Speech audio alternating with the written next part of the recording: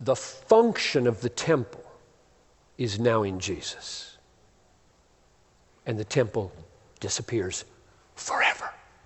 I say forever because in Revelation it says there was no temple in the city, for the Almighty and the Lamb were the temple. It's over. Because Jesus is the temple. Just one verse to underline that reality. This is Matthew 12:6. Jesus says, I tell you, something greater than the temple is here. Meaning, I'm here. Do you remember chapter 4 of John? The woman at the well. Another one of those little nifty sidesteps. He tells her she's got 5 husbands, and the man she's living with isn't her husband. And she says, by the way, where should we worship? It happens all the time. That's just human nature. And Jesus, in his immense mercy toward this woman, doesn't laugh at her. He says, okay, you want to talk about worship? Let's talk about worship. And here's what he said.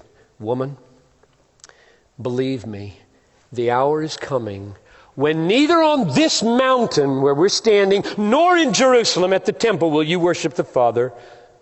The hour is coming and now is here when the worshipers will worship in spirit and in truth. Not in Mount Gerizim and in Jerusalem, but in spirit and truth. He shifts the categories entirely from geography to spirit, and he is now that temple.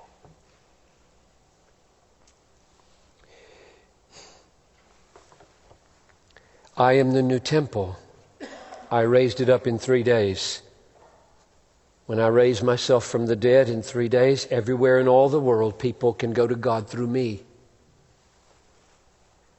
They don't need to go to a temple. They don't need to go anywhere. There are no pilgrimages to Jerusalem. There will be no Hajj to Mecca. There will only be movement of heart from money to God. That's the way you go to the temple. You move from money to God, and you don't move a muscle. Just cataclysmic movement in your soul.